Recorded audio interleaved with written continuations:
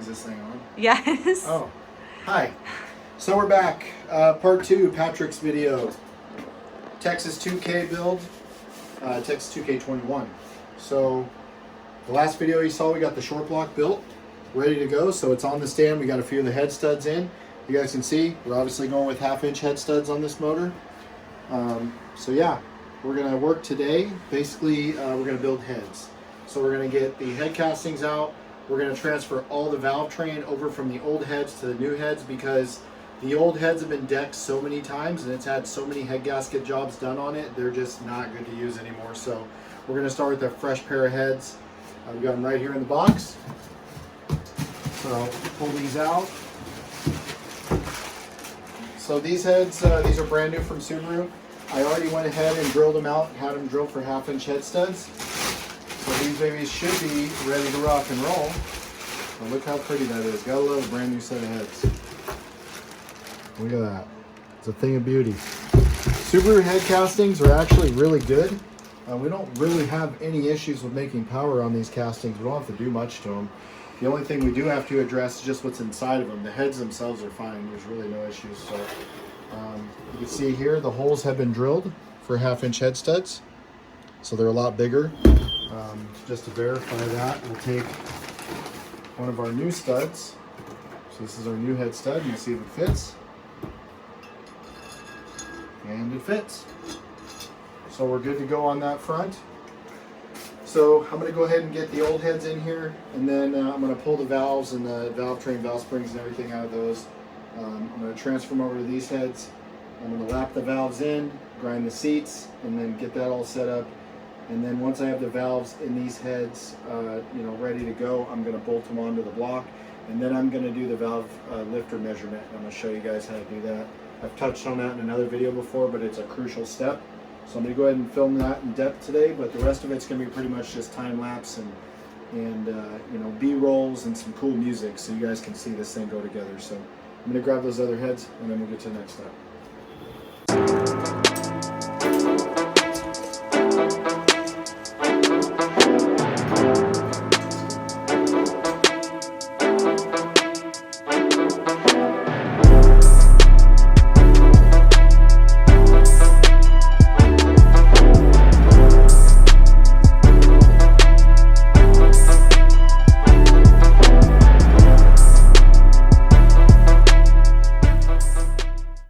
Together right now, and one check that I always like to do is I like to check the valves to make sure they're bent. A little trick is I use a drill, and if you look closely when you spin that slow speed, you can see that this valve is bent. If you guys can see it wobbling.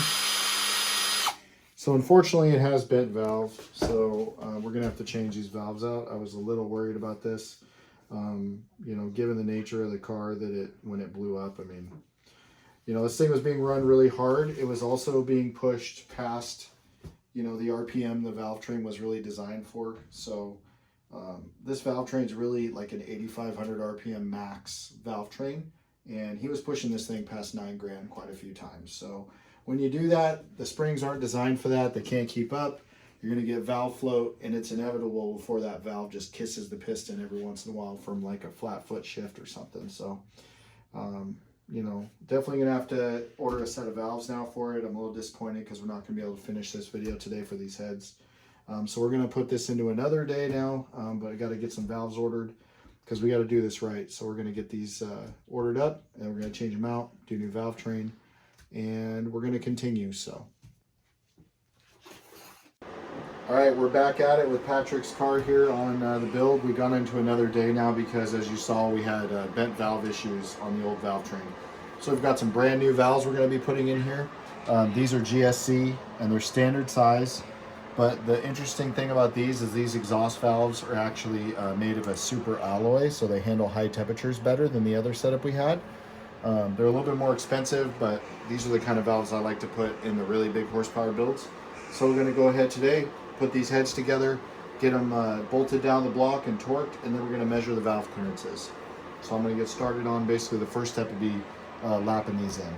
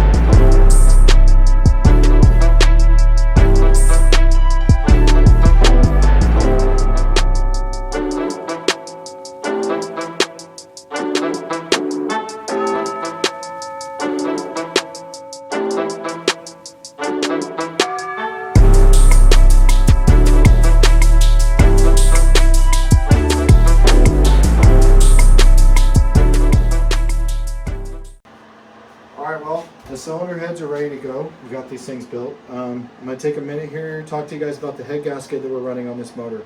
So this is the head gasket that we use in the higher horsepower builds. This is an Athena, and it has a Cooper fire ring. And what that means is this little ring here is actually not part of the gasket. This is a two-piece deal. Get it out of here. So this little ring, I don't know if you guys can see this, but there is a actual little protruding line right there that goes all the way around. And what this does, the other side's flat. So the flat side sits on the block, and then this side bites into the cylinder head once you torque the head down and creates a seal much stronger than a typical multi-layer steel head gasket. These gaskets work really well. They're very effective.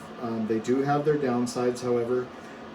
This typically, you will have to resurface the head every single time when you use this gasket, a lot more than usual when you have to take the head off for any reason. And when these gaskets do blow from a misfire or a lean condition, it generally ends up being a lot worse off. There can be torching and they do some damage. So the reason why we use this is really because this is the only option that we have, on this setup to run the boost levels we run, to have it stay together at this moment. This is an out front block. IAG does have some stuff out there that in my opinion is superior to this design, but I just don't have my hands on that stuff yet and don't have access to it. So what we're going to do now is we got the gaskets laid out with our 1/2-inch studs. We're going to make sure these rings are centered, and these gaskets, this is one of the things I don't like about this gasket, is it's very easy for this ring to slip out when this gasket folds up as you're putting it together. So you really got to be careful and pay attention when you're putting this stuff together and make sure that everything's lined up absolutely perfect. So we're going to get this lined up here, and then we're going to go ahead and drop the head on.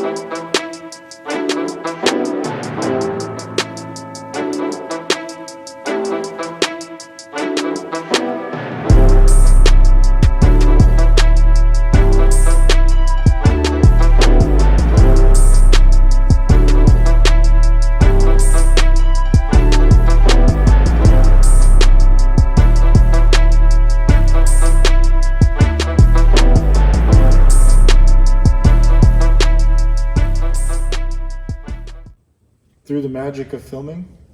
Voila. Anybody order a 9-second Subaru? Oh, we got the motor in. Everything's ready to roll. It's pretty much ready to go. We just got a couple little odds and ends. We just got to put the intercooler pipes on and the turbo, and then she'll be ready to rock. So he is going to be running a 6870 on this setup. He's upgrading from the 64 it had. It ran, I think it was a 9.6 or 9.7 last time on the 64. So he's stepping it up to the 68 to try to go deeper in the nines with it. So should run really good. So hopefully you guys enjoyed the video. It's been, just like I said, it's been about 2 weeks. So got the car literally from no transmission to motor to ready to go in 2 weeks. So pretty excited about it.